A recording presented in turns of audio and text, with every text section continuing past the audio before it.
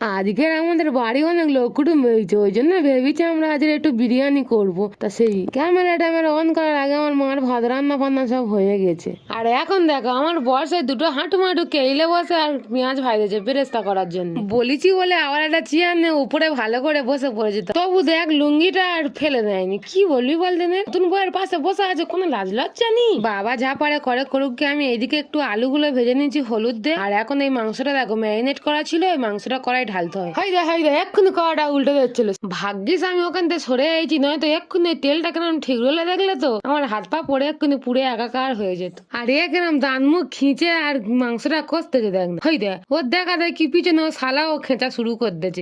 আমি করতেছি আর একটুখানি লোক দেখানি খন্তি ধরে কি লাভটা পেলো তা কে জান। তা সে যাই পারে হোক গে। মাংসটা কি কি দিয়ে ম্যারিনেট করা ছিল বলি, ওই আদা রসুন পেস্ট, একটুখানি ঝালের গুঁড়ো, একটু হলুদ গুঁড়ো, একটুখানি বিরিয়ানি মশলা গুঁড়ো, নুন দে ভালো করে ম্যারিনেট করে রেখেছিল। জিরের গুঁড়োটা দিতে ভুলে গেছি, ওই জন্য এই কষতে কষতে দিয়ে দিল। দিয়ে এখন ভালো করে মাংসটা কইসে রান্না করে নেবো।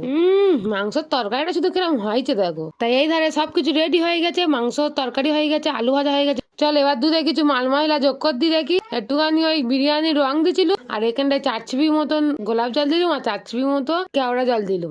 দিয়ে আর একটা ফাইল গোটা আদর ঢেল দিচ্ছি। দিয়ে এখন ভালো করে মিশে এটা সাইডে সরিয়ে রেখে দেবো। আর এই বড় থেকে একটা হাম্বল ডেকচি নিয়েছি, আর ওতে একটুখানি ঘি দিচ্ছি। বাবা এতে ঘি দিয়ে আর করলে তো পারবো না, ওই জন্য 1 ফোঁটা ঘি দিয়ে সারা গা গোটা মেয়েকে দিল। দিয়ে এবার প্রথমে ভাতটা দিয়ে দেবো, দিয়ে চারদিক ছড়িয়ে দে আলু ভাজা কটা দিয়ে দিলুম। দিয়ে এবারে মাংসের তরকারি থেকে মাংস একটা একটা করে বেছে নিয়ে আর দিয়ে দেবো। এবারে ওপর থেকে একটু এই বেরেস্তা ছড়িয়ে দিলুম, আর তারপর দিয়ে দেবো অল্প করে একটু ঘি, আর একটু বিরিয়ানি মশলা একটু ছড়া মেরে দিয়ে দেবো। এবারে ওই সেই দুধের ঘোলটা তৈরি করে রেখেছিলাম, ওইটা দেখে নে একটু ছড়া মেরে সব জায়গায় সমান ভাবে দিয়ে দেবো। কে তো চামচ দিয়ে আর দিচ্ছে, চামচ দিয়ে দিলে সারাদিন লেগে যাবে, ওই জন্য হাতে ছড়া মেরে দিলাম। এইবারে এইরকম করে 2-3 লেয়ার দিয়ে দিচ্ছি। দিয়ে আর এই ডেকচিটা ভর্তি করে দিচ্ছি। বাবারে কি ভারী হওয়া হয়েছে, দুজন মিলে চেইকে নিয়ে যেতে পারি না। আর এরকম খিস্তে লুঙ্গি হেগে মুতে ফেলে।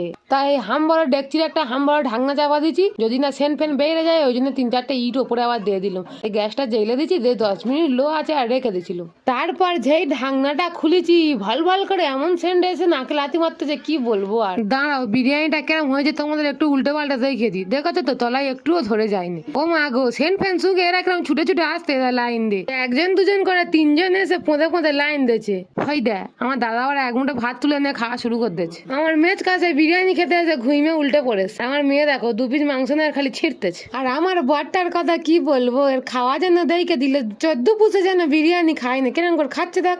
ও বাবা নে আবার শালির গালে দিচ্ছে। আমি এত কষ্ট করে রান্না করলুম, আমার কেউ দিলুনি। ঠিক আছে অত হাত নাড়াসনি, হাত খুলে বিরিয়ানির গামলেই চলে আসবে। এর হাত নাড়ানো দেখে সব হেসে হেসে পাগলা হয়ে গেছে। আমার বৌদি কিন্তু বিরিয়ানি